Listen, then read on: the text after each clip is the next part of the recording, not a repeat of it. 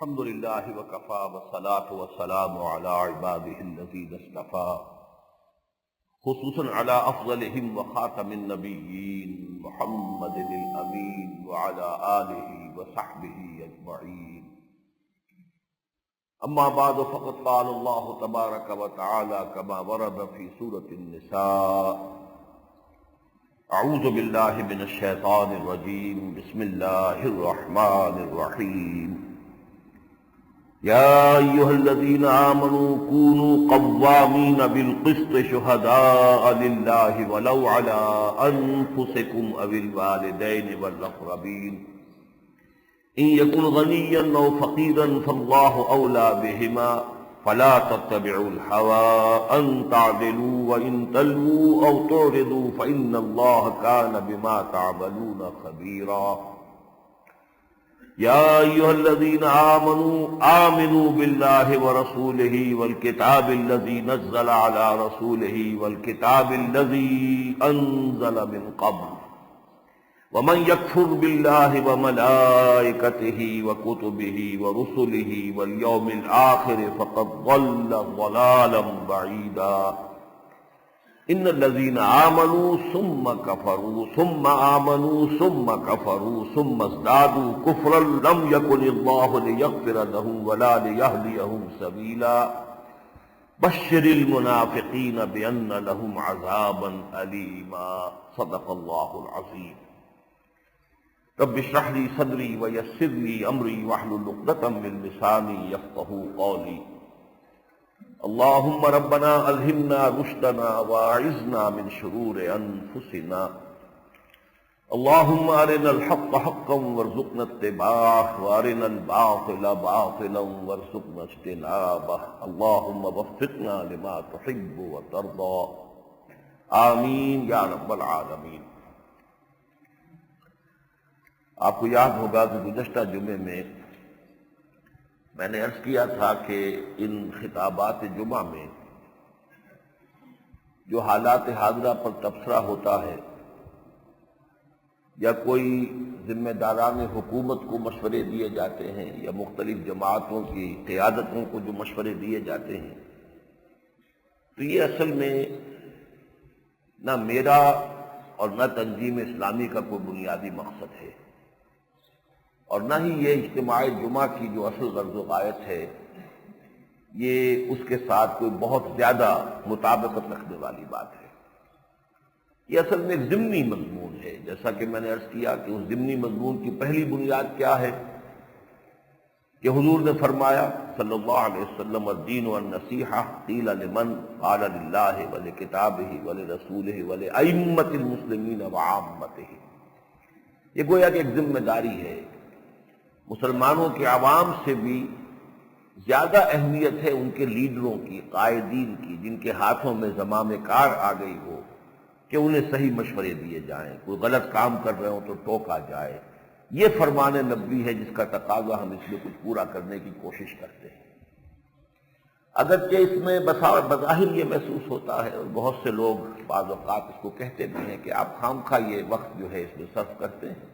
کوئی بات سنتا نہیں، کسی بھی آپ کے مشورے پر عمل تو ہوتا نہیں۔ میرے نزدیک یہ بات صحیح نہیں ہے، حقیقتاً ایسا نہیں ہے، ان چیزوں کا اثر ہوتا ہے۔ وہ اقبال نے جو کہا ہے کہ دل سے جو بات نکلتی ہے اثر رکھتی ہے، پر نہیں طاقت پرواز مگر رکھتی ہے، یا فارسی میں کہا کسی نے کہ از دل خیزت بر دل خیزت۔ بہت سے چینلز جو ہے وہ غیر مرئی ہوتے ہیں، غیر محسوس ہوتے ہیں، نظر نہیں آتے، بات پھیلتی ہے، بات پہنچتی ہے، اس کے اثرات بھی ہوتے ہیں، فوری طور پر نہ ہو لیکن یہ کہ کہیں نہ کہیں جا کر وہ بات جو ہے جمع ہوتی ہے، جس کے کیومولیٹیو ایفیکٹ کے تحت کوئی نہ کوئی خیر جو ہے اس سے برآمد ہو سکتا ہے۔ جیسے آپ سوچئے کہ اللہ تعالیٰ نے حضرت ابراہیم کو جب حکم دیا تھا وَأَذِّن فِي النَّاسِ بِالْحَجِّ يَأْتُوكَ رِجَالًا وَعَلَىٰ كُلِّ ضَامِرٍ يَأْتِينَ مِنْ كُلِّ فَجٍّ عَمِيقٍ، تو اس وقت کون سا ذریعہ تھا حضرت ابراہیم علیہ السلام کے پاس؟ وہ اذان عام، کہ لوگوں میں اطلاع عام ہو جائے کہ آؤ اور حج کرو اس بیت اللہ کا، لیکن یہ کہ اللہ تعالیٰ ان باتوں کو پہنچا دیتا ہے۔ بہرحال جو بات میں نے پچھلے جمعے میں عرض کی اہمیت کے ساتھ وہ یہ کہ اصل بات، اصل موضوع، اصل اہمیت جس ہے کہ وہ تو یہ ہے کہ ہم یہ سمجھیں کہ ہمارے دینی فرائض کیا ہیں اور ان کی ادائیگی کی فکر کریں، میں بھی کروں، آپ بھی کریں۔ میرا گویا کہ یہاں بیان کرنا صرف آپ سے خطاب کے لیے نہیں ہوتا، خود اپنے لیے بھی یاد دہانی ہے۔ یہ تذکیر ہونے کے ساتھ ساتھ تذکر بھی ہے، اپنا سبق بھی آدمی دہراتا رہے تو اس سے انسان کو خود فائدہ پہنچتا ہے۔ تذکر، یاد دہانی اخذ کرنا، تذکیر کسی اور کو یاد دے جانا، تذکر خود یاد دہانی حاصل کرنا۔ جیسے کہ حضور صلی اللہ علیہ وسلم نے اپنے خطبات میں فرماتے تھے، اوصیکم و نفسی بتقوی اللہ، مسلمانوں میں تمہیں بھی وصیت کرتا ہوں اللہ کا تقوی اختیار کرنے کی، اور اپنے نفس کو بھی وصیت کرتا ہوں، میں نے اپنے نفس کو کبھی اس سے مستثنا نہیں کیا ہے۔ اوصیکم و نفسی بتقوی اللہ۔ اس اعتبار سے میں نے پچھلے جمعے میں جو بات عرض کی تھی وہ اس آیت کے حوالے سے جو میں نے آج جو آیات تلاوت کی ہیں ان میں مرکزی آیت وہ ہے، اگرچہ اس سے پہلے ایک طویل آیت اور اس کے بعد 2 آیتیں، میں نے آج 4 آیتیں پڑھی ہیں۔ وہ مرکزی آیت کیا تھی جس پر کہ مفصل گفتگو ہو چکی ہے؟ یا ایھا الذین آمنوا آمنوا باللہ ورسولہ والکتاب الذی نزل علی رسولہ والکتاب الذی انزل من قبل۔ یہ پکار ہے اہل ایمان سے، ان کو پارا جا رہا ہے، ان کو دعوت دی جا رہی ہے، ایمان کے دعوے داروں ایمان لاؤ جیسا کہ ایمان لانے کا حق ہے۔ گویا کہ ہم میں سے ہر شخص کو سب سے پہلے یہ سوچنا چاہیے اور یہ جائزہ لینا چاہیے، اپنے گریبانوں میں جھانک کر اپنے دل کی گہرائیوں کے اندر ذرا اتر کر دیکھیں کہ وہ یقین والا ایمان ہے یا نہیں ہے۔ ایسا تو نہیں کہ صرف موروثی عقیدہ تو ہے، ٹھیک ہے، ہم نے اپنے والدین سے جو باتیں سیکھ لی ہیں، جیسے کسی ہندو کے گھر میں پیدا ہو گیا وہ ہندو ہے، چاہے اس نے کبھی سوچا نہ ہو کہ یہ کیا چیز ہے، کیا مذہب ہے، اس کی کوئی حقیقت ہے یا نہیں ہے، لیکن ہندو ہے۔ ایسے ہی ہماری عظیم اکثریت جو ہے مسلمانوں کے ہاں پیدا ہونے کی بنا پر مسلمان ہے، لیکن یہ کہ ہم میں سے اکثر کا حال یہی ہوگا کہ اگر جھانکیں ذرا اندر دیکھیں تو یقین وہ ہے، اگر نہیں ہے تو پہلی ذمہ داری یہ ہے یہ کہ باقی ساری جو بھی عمارت دین کی اٹھے گی وہ اس بنیاد پر اٹھے گی۔ اگر یہ عمارت بنیادی موجود نہیں ہے تو ہوا میں تعمیر کیسے ہو جائے گی؟ پھر تو یہ سارے واعظ جو ہیں وہ بھی ہوا میں تحلیل ہو جائیں گے، ساری دلیلیں ہوا میں تحلیل ہو جائیں گی، سب کچھ جو ہے بیکار ہوگا، لا حاصل ہوگا جب تک کہ یہ بنیاد موجود نہ ہو۔ بہرحال میں نے چند باتیں پچھلی مرتبہ عرض کی تھی، اب سب کو نہیں دہرانی ہے۔ یہ ایمان کہاں سے ملتا ہے؟ ایمان عمل سے بھی ملتا ہے، ایمان صاحب ایمان کی قربت اور صحبت سے بھی ملتا ہے، لیکن ایمان حقیقی کا سب سے بڑا سرچشمہ اور منبع جو ہے وہ قرآن حکیم ہے۔ اس کے ذریعے سے یہ جو منور کرنا ہے اپنے سینے کو یقین والے ایمان سے، تو اس کے لیے اصل جو سورس ہے وہ قرآن حکیم ہے۔ پھر میں نے عرض کیا تھا کہ یہ ایمان یقین والا اگر پیدا ہو جائے تو اس کا نتیجہ کیا نکلتا ہے؟ ایک لفظ میں اس کو بیان کیا جائے تو وہ کشاکش، تصادم، جہاد، جہاد کے معنی کشاکش کے ہی ہے۔ جوہد جب جوہد سے ٹکرائے، ایک کوشش آپ کی ہے، ایک کوشش کوئی اور کر رہا ہے، آپ کا مقابلہ ہو رہا ہے۔ اس دنیا میں ہر جگہ آپ کو یہ جہاد نظر آئے گا۔ آپ نے وہ اصطلاح سنی ہوگی، اسٹرگل فار ایگزسٹنس، وجود کے لیے حیوانات کے مابین کشاکش جاری رہتی ہے۔ جو بھی ذرائع ہیں بقا کے، جو بھی غذا کے ذخیرے ہیں، ان کے لیے وہ جھپٹتے ہیں اور وہ چاہتے ہیں کہ مجھے حاصل ہو جائے۔ تو یہ جوہد للبقاء اس کو کہیں، اسٹرگل فار ایگزسٹنس کہیں، یہ تو ہے، کائنات کے اندر ہے۔ تمام جو بھی جن میں زندگی موجود ہے ان تمام میں آپ کو یہ جوہد اور جہاد ملے گا، لیکن جہاد ایک ہے اپنی بقا کے لیے، حیات کے لیے، ایک جہاد ہے کسی عظیم مقصد کے لیے، کسی اعلیٰ نصب العین کے لیے۔ تو زمین و آسمان کا فرق ہو جائے گا۔ ایک جہاد میں تو سب لگے ہوئے ہیں، لیکن ایک ہوتا ہے وہ جہاد جو انسان شعوری طور پر کسی شے کو اختیار کرتا ہے اور پھر اس کے لیے اس کو غالب کرنے کے لیے کسی نے، فرض کیجئے چاہے وہ مغالطے میں تھا، اسے محسوس ہوا کہ کمیونزم بہترین نظام ہے، عادلانہ نظام ہے، یہی انسانوں کے اندر ان کے مابین جو ظلم ہے، استحصال ہے، اس کو ختم کرنے کا صحیح ذریعہ۔ اب جس شخص نے اس کو قبول کر لیا، وہ کمیونزم کے نظام کو قائم کرنے کے لیے تن من دھن اس نے لگا، یہ جہاد ہے اس کا، ایک نظریے کے لیے جہاد ہے۔ جانے دی ہیں لوگوں نے، سینکڑوں لوگوں نے جانے دی ہیں، کتنے لوگ پھانسیوں پر چڑھے تھے، کتنے لوگوں نے زار کی فوجوں کے سامنے کھڑے ہو کر جو ہے فائرنگ اسکواڈز کے سامنے اپنے سینے جو ہے وہ چھلنی کروائے، تب جا کر انقلاب آیا تھا۔ یہ دوسری بات ہے کہ مغالطے میں تھے، وہ ان کا نظام جو ہے وہ بھی کوئی ان کے امراض کا وہ مداوا نہیں تھا، علاج نہیں تھا، ثابت ہو گیا کہ نہیں تھا۔ لیکن یہ کہ جس نے یہ سمجھا کہ یہی صحیح ہے، پھر اس نے اس کے لیے اپنی تن من دھن کی جتنی بھی ریسورسز تھی وہ لگا دی، وہ یقیناً بھی یہ ہے جس کا نام جہاد ہے۔ تو اگر ہم نے مان لیا اللہ ہے، آخرت ہے، رسالت ہے، قرآن حق ہے، جیسے کہ ایک دعا میں الفاظ آتے ہیں حضور کے، انت الحق ووعدک الحق وقولک حق ولقاؤک حق والجنت حق والنار حق والساعۃ حق ومحمد حق والنبیون حق والقرآن حق۔ یہ حضور کی جو تہجد کی دعائیں ہیں ان میں سے ایک دعا یہ بھی ہے۔ اب سوچئے کہ یہ چیزیں سب حق ہیں، ہم نے مان لیا ہے، تو اب جو کشاکش شروع ہوگی، تین اس کے میں نے مرحلے آپ کے سامنے پچھلی مرتبہ بیان کیے۔ پہلا مرحلہ تو خود اپنے اندر شروع ہو جائے، اندر دل میں روشنی آ گئی ہے ایمان کی اور یقین کی،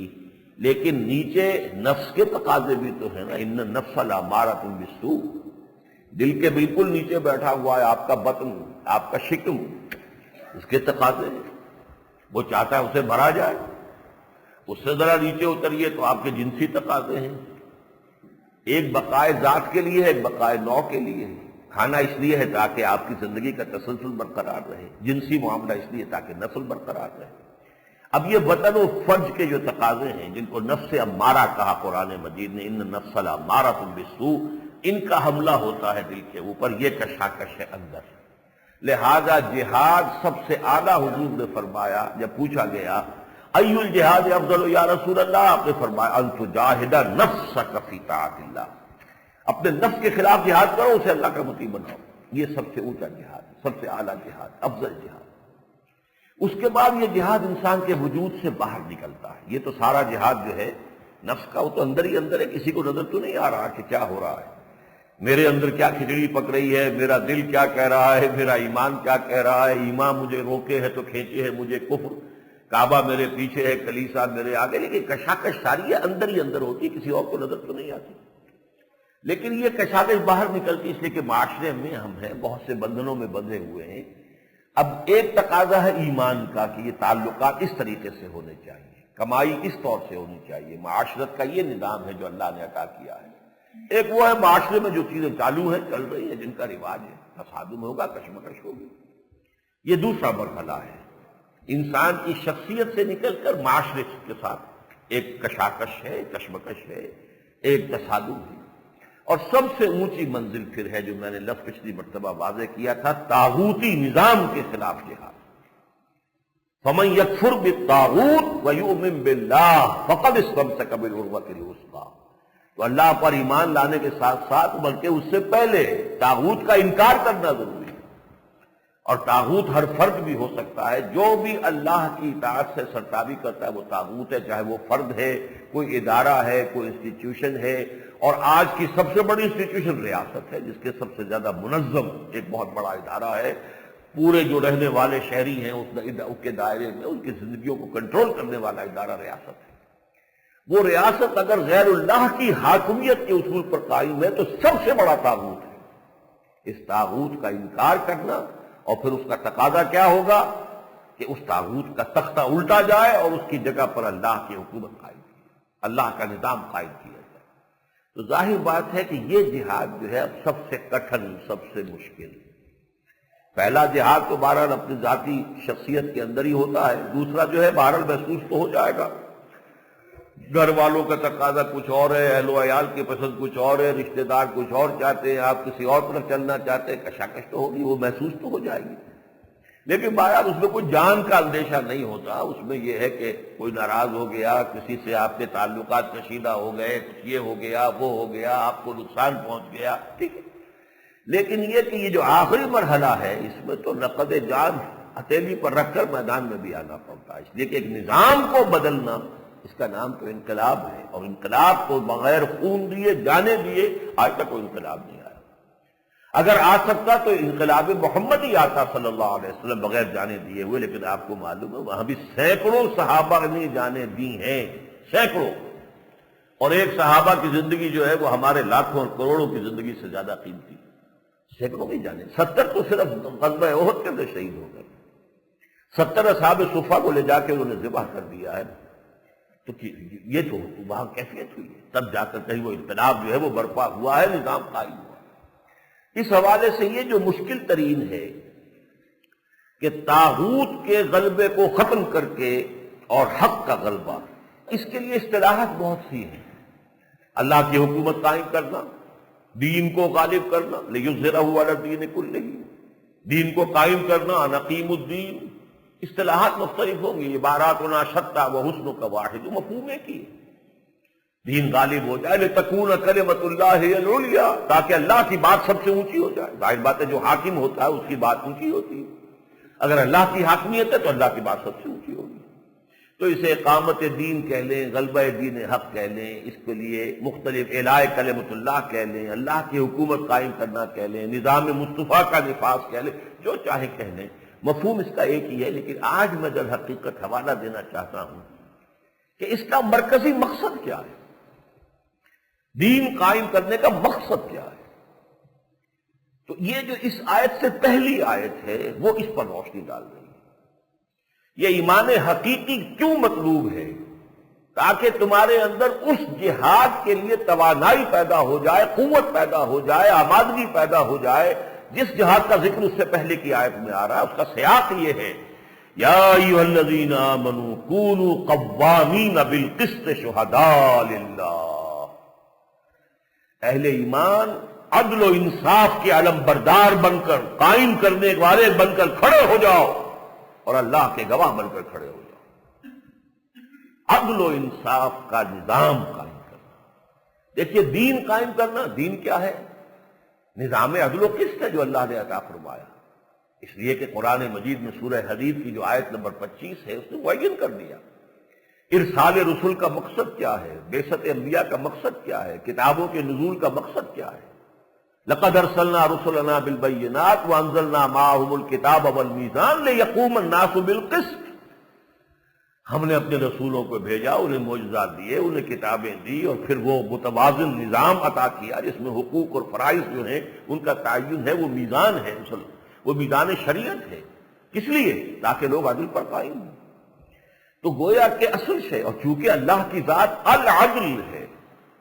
اللہ کے ناموں میں سے ایک العدل ہے۔ حضرت ابو ہریرہ نے جو روایت ان سے مروی ہے، حضور نے جو نام گنوائے ہیں 99 اللہ کے، العدل، صرف مصدر پر مبنی نام صرف ایک ہے، باقی یا تو اس میں فاعل پر ہیں یا فعال کے وزن پر ہیں یا فعیل کے وزن پر، محض مصدر، سے حرفی مصدر، العدل، دی ایبسلیوٹ جسٹس۔ ہم اگر کہیں گے سراپا عدل، اگرچہ سراپا کا لفظ اللہ کے لیے درست نہیں ہے، سر پیر تو انسان کا ہوتا ہے، حیوان کا ہوتا ہے، لیکن کیا کریں، ہمارے پاس جو ہے ووکیبولری محدود ہے۔ مجسم عدل، لیکن مجسم کا لفظ بھی اللہ کے لیے صحیح نہیں، اس لیے کہ وہ جسم تو نہیں ہے اس کا کوئی، لیکن کیا کریں تعبیر کے لیے سراپا عدل، مجسم عدل، دی ایبسلیوٹ جسٹس، لہذا وہ چاہتا کہ عدل قائم، یہ عدل و قسط۔ اب دیکھیے خاص طور پر نوٹ کیجئے، ایک عجیب ترتیب ان چار صورتوں میں، سورہ بقرہ، سورہ آل عمران، سورہ نساء، سورہ مائدہ۔ سورہ بقرہ میں فرمایا اس امت کی تاسیس کی غرض و غایت کیا ہے، وَكَذَلِكَ جَعَلْنَاكُمْ أُمَّةً وَسَطًا لِتَكُونُوا شُهَدَاءَ عَلَى النَّاسِ وَيَكُونَ الرَّسُولُ عَلَيْكُمْ شَهِيدًا، تمہیں ایک درمیانی امت بنایا اس لیے ہے تاکہ رسول اتمام حجت کر دے تم پر، اور تم اتمام حجت کر دو تمام نوع انسانی پر، رسول گواہ بن جائیں تم پر اور تم گواہ بن جاؤ پوری نوع انسانی پر۔ اچھا اگلی صورت آئی سورہ آل عمران، اس میں پھر غرض و غایت کیا ہے، یہ امت کیوں ریز کی گئی ہے، کیوں اٹھائی گئی ہے، کنتم خیر امت اخرجت للناس تأمرون بالمعروف وتنہون عن المنکر وتؤمنون باللہ، تم بہترین امت ہو جسے دنیا والوں کے لیے، انسانوں کے لیے برپا کیا گیا ہے۔ دنیا کی تمام قومیں اپنے لیے جیتی ہیں، ان کی زندگی اپنے لیے، بھاگ دوڑ اپنے مفاد کے لیے، اپنا غلبہ، اپنا اقتدار، اپنے مفادات۔ تمہیں دنیا والوں کے لیے جینا ہے، انسانوں کے لیے جینا ہے۔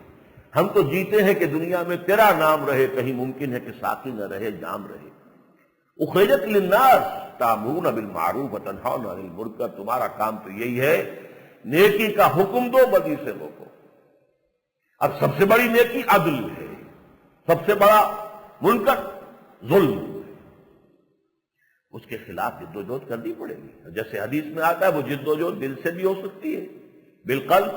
زبان سے بھی ہو سکتی ہے کہیں انل منکر، باللسان، پھر بالید، طاقت فراہم کریں گے تب طاقت استعمال کریں گے، طاقت ہے ہی نہیں تو کیسے کریں گے؟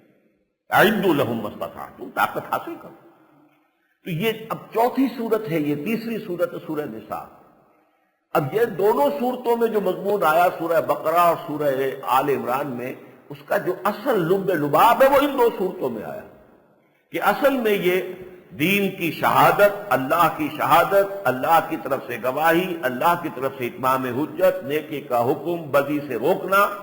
اس کی غرض و غایت کیا ہے، اس کا کلائمیکس کیا ہے، وہ اس آیت میں ہے، یا ایھا الذین آمنوا کونوا قوامین بالقسط شہداء للہ۔ اہل ایمان کھڑے ہو جاؤ، قوام فعال کا وزن ہے، پوری طاقت کے ساتھ عدل و انصاف کو قائم کرنے کے لیے، اور اللہ کے گواہ بن کر۔ اگلی صورت میں سورہ مائدہ میں یہی بات ریورس آرڈر میں آ گئی، یا ایھا الذین آمنوا کونوا قوامین للہ شہداء بالقسط، کھڑے ہو جاؤ اللہ کے لیے پوری قوت کے ساتھ اور عدل اور انصاف کی گواہ بن کر۔ اللہ کی گواہی، عدل و انصاف کی گواہی مساوی ہے۔ عدل و انصاف کو قائم کرنا اور اللہ کے لیے کھڑے ہو جانا ہم معنی ہے، مترادف ہے۔ یہ ہے اصل میں اس عدل و قسط کو قائم کرنے کے لیے، ایبسلیوٹ جسٹس کے لیے یہ سخت ترین مرحلہ ہے۔ میں نے عرض کیا تھا کہ اب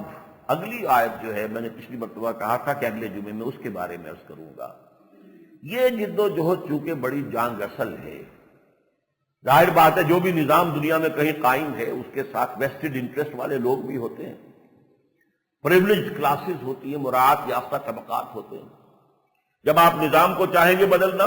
تو ان کے مفادات پر آنچ آئے گی، وہ سٹیٹس کو چاہیں گے، جو ہمارے یہاں ایک لفظ چلتا ہے سٹیٹس کو،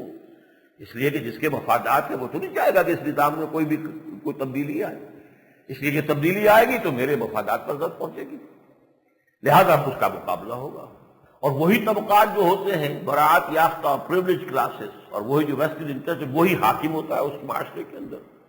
لہذا اب اس معاشرے میں جو برسر اقتدار قوت ہوتی ہے اس سے تصادم درپیش ہو جاتا ہے، اس میں جان و مال کا اندیشہ ہے، جس کو کہا غالب نے کہ مرحلہ سخت ہے اور جان عزیز۔ یہ تو ظاہر بات ہے کہ مرحلہ تو سخت ہے، ایمان کا تقاضا تو یہ ہے،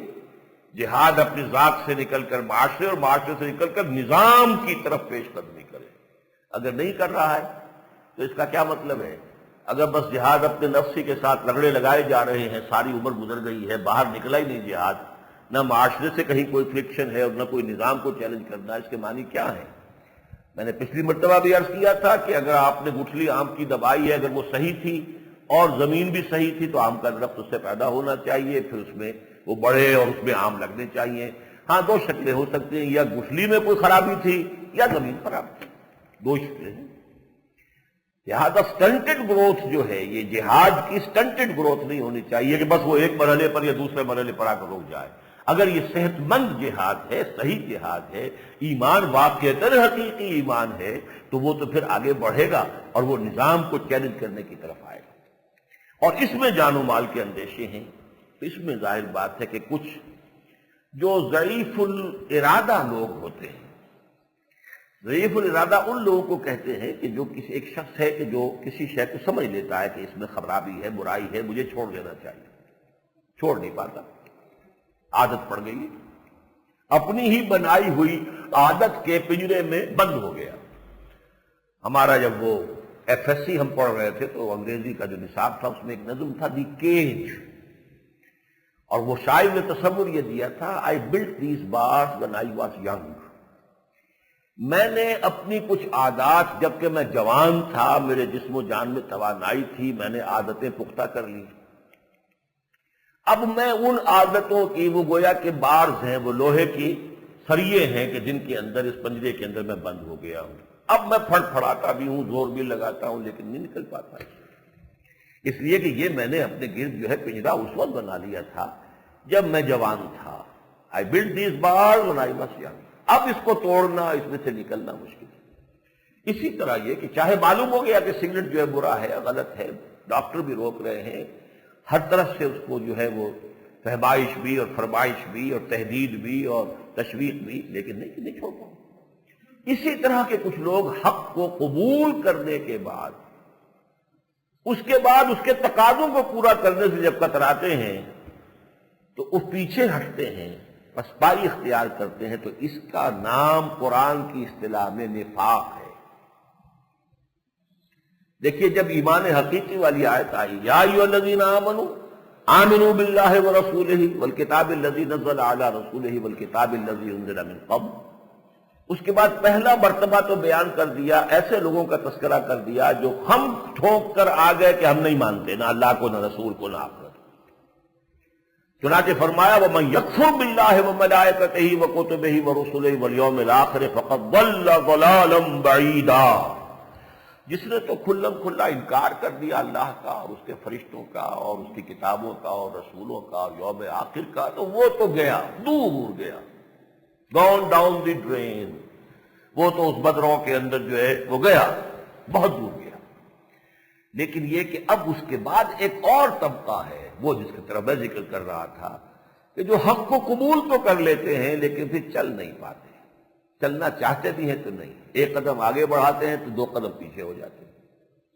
یہ کیفیت اگر ہے، اس کو قرآن نفاق سے تعبیر کرتا ہے۔ اگر تفصیل میں جاؤں گا تو یہ ہے کہ اگر تو اس کیفیت میں مبتلا انسان اپنی کمزوری کو تسلیم کرتا رہے، اعتراف کرتا رہے اپنی کوتاہیوں کا، اور اس پر معذرت کرتا رہے، جو بھی نظم جماعت ہے، جو بھی معاشرہ ہے، اس کے جو بھی ذمہ دار لوگ ہیں، تو اس کو ہم ضعف ایمان کہیں گے، صرف اسے ہم نفاق نہیں کہیں گے۔ لیکن جب مرحلہ آ جائے کہ جھوٹے بہانے بنائے جائیں، جھوٹ بولا جائے،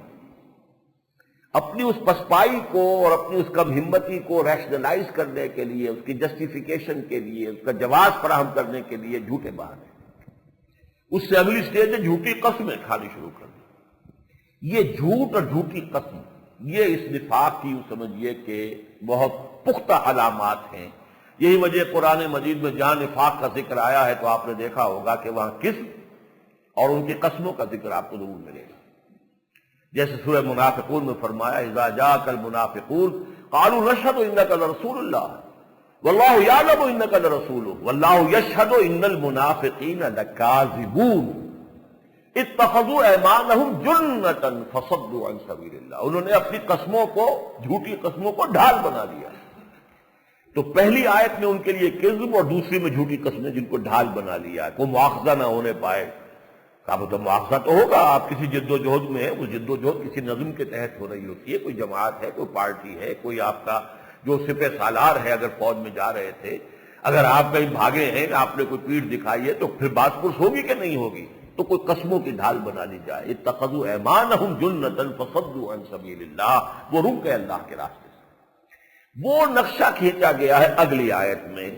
ان الذین آمنوا ثم کفروا ثم آمنوا ثم کفروا ثم ازدادوا کفرا، یقیناً وہ لوگ جو ایمان لائے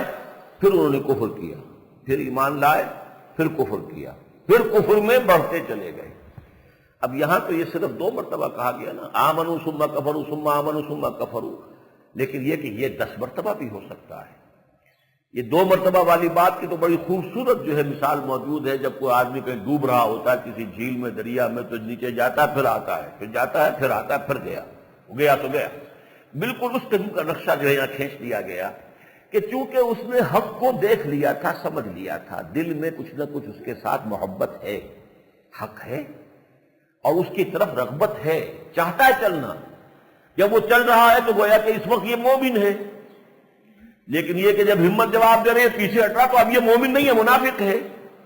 پھر اسے خیال آتا ہے، پھر کوئی ہمت کرتا ہے، یا کچھ حالات بہتر ہو جاتے ہیں، یا کسی وقت کوئی بات پھر دل کو لگ گئی، حضور کا کوئی اور جو ہے فرمان سن لیا، اس سے ایمان کے اندر پھر تازگی آ گئی، پھر چلا، پھر ایمان لے آیا۔ لیکن پھر اس کے بعد پھر وہی اپنی کمزوری اور اپنی جو بزدلی ہے وہ آڑے آ گئی، پھر پیچھے ہٹا۔ تو یہ جو آسیلیشنز ہیں، یہ جو دائیں بائیں میں چکر لگاتے رہنا ہے، یہ در حقیقت ہو سکتا ہے کسی کا تھوڑے عرصے رہے، کسی کا زیادہ عرصے تک چلتا رہے، لیکن یہ کہ بالآخر ثم ازدادوا کفرا،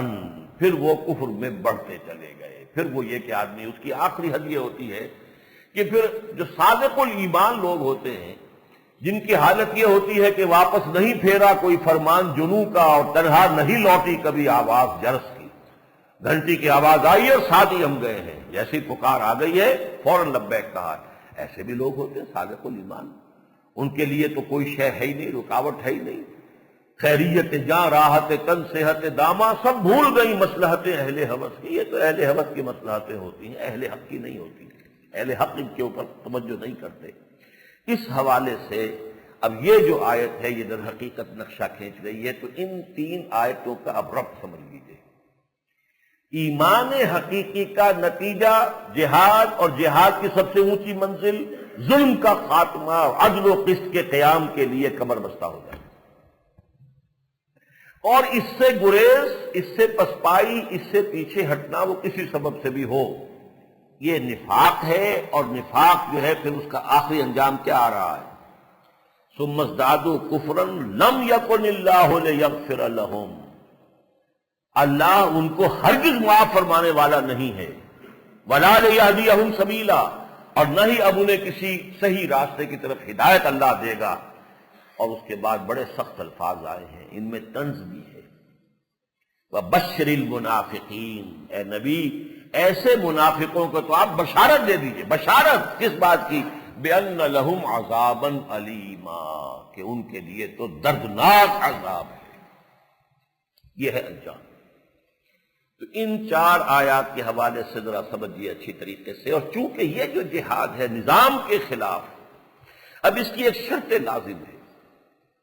جب تک ایک جماعت نہ ہو یہ نظام کے خلاف جہاد ممکن نہیں ہے۔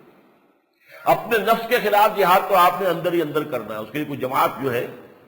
وہ ضروری نہیں ہے۔ ہاں جماعت میں اگر آپ ہوں کہ آپ دیکھ رہے ہو میرے اس بھائی نے بھی فلاں منزل طے کر لی،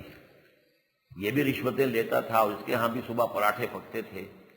اب اس نے چھوڑ دی ہے، اب اس کے ہاں جو ہے روکھی سوکھی ہے، اس نے یہ اگر مرحلہ طے کر لیا تو میں بھی کر سکتا ہوں۔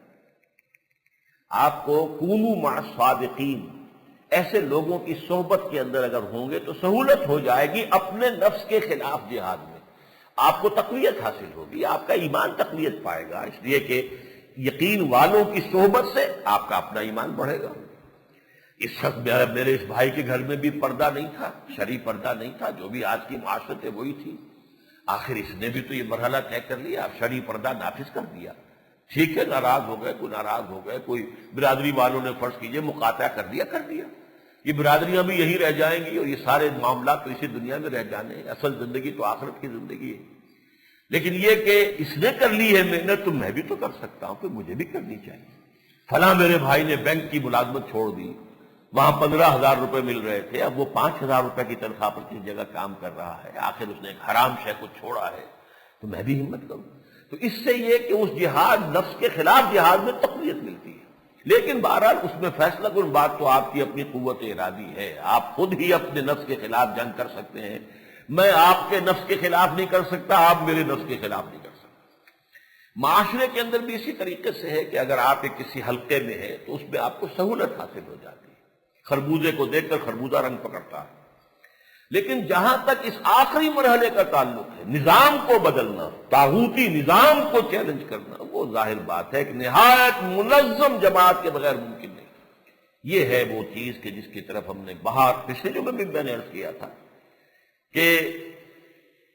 دعوت اور اقامت کے مابین ایک مرحلہ جماعت، ابتداءً دعوت دی جائے گی، لوگوں کو اس بات کی طرف بلایا جائے گا، آمنوا باللہ ورسولہ والکتاب الذی نزل علی رسولہ والکتاب الذی انزل من قبل، پھر جو آ جائیں گے انہیں منظم کیا جائے گا، یہ منظم جماعت ہوگی کہ جو پھر باطل کو چیلنج کر سکے گی۔ اگر منظم نہیں ہے، اگر ایسے لوگ ہیں ہی نہیں، تعداد ہی بہت کم ہے، شاذ ہیں، تو ظاہر بات ہے کہ چیلنج کرنے کا مرحلہ کبھی آ ہی نہیں سکتا۔ حضرت نوح علیہ السلام کی زندگی میں 950 برس کی دعوت کے نتیجے میں بھی وہ مرحلہ نہیں آیا، قوم اتنی مر چکی تھی، ختم ہو چکی تھی، اس کے اندر اخلاقی اور روحانی اعتبار سے اتنی گراوٹ آ چکی تھی کہ اس قوم نے 950 برس، اور زیادہ سے زیادہ تعداد جو بتائی جاتی ہے وہ 70-75 آدمیوں کی ہے، حالانکہ میرے نزدیک یہ تعداد بھی صحیح نہیں ہے، ان کے تینوں بیٹوں کے سوا اور ان کے گھر والوں کے سوا شاید کوئی اور 1-2 کمی کاری ان کے ساتھ جو ہوں خادمین، اور کوئی ایمان نہیں لایا۔ وَمَا آمَنَ مَعَهُ إِلَّا قَلِيلٌ، اسی لیے نسل آگے جو چلی ہے وہ صرف 3 بیٹوں سے چلی ہے، حضرت حام اور سام اور یافس۔ اس حوالے سے نوٹ کیجئے 950 برس اور 70-75 آدمی بھی آئے ہوں تو اس کا کیا مطلب ہوا کہ شاید 15 برس میں ایک آدمی آئے، ایوریج نکالیے۔ اس حوالے سے اگلا مرحلہ آئے گا ہی نہیں۔ لیکن یہ کہ اگر ریسپانس ملی، لوگ آگے بڑھے، انہوں نے دعوت کو قبول کیا، اب اگر یہ منتشر رہے، یہ ہجوم مومنی اگر ہے تو پھر اس سے کوئی کام نہیں ہو سکتا۔ اس کو ایک جماعت بننا ہے، حزب اللہ۔ یہی وجہ ہے کہ سورہ مائدہ میں لفظ حزب اللہ آ گیا، سورہ بقرہ اور سورہ آل عمران میں امت کا لفظ آیا ہے۔ كَذَلِكَ جَعَلْنَاكُمْ أُمَّةً وَسَطًا لِتَكُونُوا شُهَدَاءَ عَلَى النَّاسِ وَيَكُونَ الرَّسُولُ عَلَيْكُمْ شَهِيدًا۔ آل عمران میں پھر امت کا لفظ جو ہے آیا ہے، كُنتُمْ خَيْرَ أُمَّةٍ أُخْرِجَتْ لِلنَّاسِ۔ لیکن سورہ مائدہ میں آ کر یہ لفظ آ گیا حزب اللہ، اولئک حزب اللہ فإن حزب اللہ هم الغالبون۔ اور یہ سورہ مجادلہ میں پھر دوبارہ آیا اولئک حزب اللہ الا ان حزب اللہ هم المفلحون۔ تو حزب اللہ یہ دو ہی جگہ پر یہ لفظ آ گیا، جس طرح دو جگہ امت کا لفظ آیا، دو جگہ پر حزب کا لفظ آ گیا، حزب اللہ۔ یہ حزب اللہ ہے جس کے لیے وہ حدیث جو ہے بارہا آپ کو سنائی گئی۔ حضرت حارث اشعری فرماتے ہیں کہ حضور نے ارشاد فرمایا صلی اللہ علیہ وسلم انی آمرکم بخمس، مسلمانوں میں تمہیں 5 باتوں کا حکم دے کر جا رہا ہوں، اللہ امرنی بہن، اور اللہ نے مجھے ان کا حکم دیا ہے۔ یہ نہ سمجھنا میں اپنی طرف سے کہہ رہا ہوں، حالانکہ حضور کا تو خود فرمانا بھی ہمارے لیے واجب الاذعان اور واجب الاطاعت ہے۔ وہ تو جو کچھ کہتے ہیں مستند ہے ان کا فرمایا ہوا، لیکن یہ ہے کہ آپ نے زور دینے کے لیے تاکید کے طور پر کہا دیکھو یہ میں اللہ کا حکم پہنچا رہا ہوں، انی آمرکم بخمس اللہ امرنی بہن بالجماعت والسمع والطاعت والہجرت والجہاد فی سبیل اللہ۔ ان کو 2 حصوں میں تقسیم کر دیجئے، جماعت سم و طاعت والی یہ ہوگی تو ہجرت اور جہاد ہوں گے، اگر وہ جماعت سم و طاعت والی نہیں بنے گی تو ہجرت اور جہاد کے مراحل کیسے ہو جائیں؟ یہ ہے وہ دعوت اور اقامت، دعوت دین، اقامت دین، ان کے درمیان جو مرحلہ ہے، جو لازمی، نیسیسری، انیویٹیبل لنک ہے ان دونوں کے درمیان، وہ ہے جماعت۔ انی آمرکم بخمس اللہ امرنی بہن بالجماعت والسمع والطاعت والہجرت والجہاد فی سبیل اللہ۔ رواہ الامام احمد والامام الترمذی رحمہم اللہ، دونوں نے، مسند احمد میں بھی ہے، جامع ترمذی میں بھی ہے، ان دونوں کے حوالے سے مشکات شریف میں یہ روایت موجود ہے۔ اور جیسے کہ یہ سم و طاعت والا لفظ جو ہے یہ پھر اس حدیث میں آیا ہے کہ جس میں حضور نے خود پھر جب وہ مرحلہ حزب اللہ کا آیا ہے تو جو بیعت لی ہے، پہلا مرحلہ تھا حضور پر ایمان لے آنا، بس ایمان لے آئے تو مومن ہو گئے، مسلم ہو گئے، یہ پہلا مرحلہ تھا۔ اس وقت بھی اطاعت تو فرض تھی، جو رسول کہیں گے وہ ماننا ہوگا، ہر مومن کے لیے واجب الاطاعت ہے، وما ارسلنا من رسول الا لیطاع باذن اللہ۔ لیکن جب مرحلہ آیا کہ اب اسے حزب بنانا ہے، پارٹی بنانا ہے اللہ کی، تو آپ نے بیعت لی اثر نو۔ حضرت عبادہ ابن صامت جو فرماتے ہیں رضی اللہ تعالی عنہ، بایعنا رسول اللہ صلی اللہ علیہ وسلم علی السمع والطاعت فی العسر والیسر والمنشط والمکرہ وعلی اثرۃ علینا وعلی لا ننازل امر اہلہ وعلی نقول بالحق اینما کنا لا نخاف فی اللہ لومۃ لائم، متفق علیہ۔ بخاری اور مسلم دونوں میں یہ روایت موجود ہے حضرت عبادہ ابن صامت سے، وہ فرماتے ہیں کہ ہم نے بیعت کی تھی اللہ کے رسول سے، کس بات کی؟ علی السمع والطاعت، سمع و طاعت، کہ آپ کا ہر حکم سنیں گے اور مانیں گے، اطاعت کریں گے، فی العسر، تنگی میں بھی، والیسر، اور آسانی میں بھی، والمنشط، اس میں بھی کہ ہماری طبیعتیں آمادہ ہوں، انشراح حاصل ہو ہمیں، والمکرہ، اور اس پر بھی کہ چاہے ہمیں اپنی طبیعتوں پر جبر کرنا پڑے، طبیعت آمادہ نہیں ہے۔ ایک وقت ہے آپ پر کہ آپ کی طبیعت جولانی پر ہے، آپ چاہتے ہیں خوب نماز پڑھیں، لمبے لمبے سجدے کریں۔ ایک وقت میں کوئی طبیعت میں کسل ہے، طبیعت میں آمادگی نہیں ہے، لیکن فرض نماز تو اس وقت بھی پڑھنی پڑے گی،